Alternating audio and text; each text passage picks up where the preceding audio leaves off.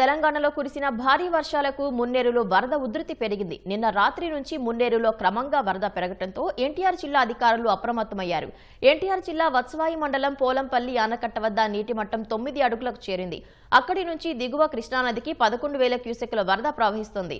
వత్సవాయి, పెనుగంచిప్రోలు మండలాల పరిధిలో నదిలో వరద ఉధృతంగా ఉండటంతో అప్రమత్తమైన అధికారులు లింగాల, పెనుగంచిప్రోలు వంతెనల వద్ద పోలీసులతో బందోబస్తు ఏర్పాటు చేశారు.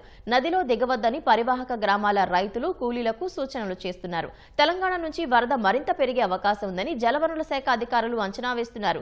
అటు ఎన్టీఆర్ జిల్లా కంచికచెర్ల మండలం చెవిటికల్లు లక్ష్మయ్య వాగుకు వరద పోటెత్తింది. దీంతో కంచికచెర్ల, చెవిటికల్లు గ్రామాల మధ్య రాకపోకలు నిలిచాయి.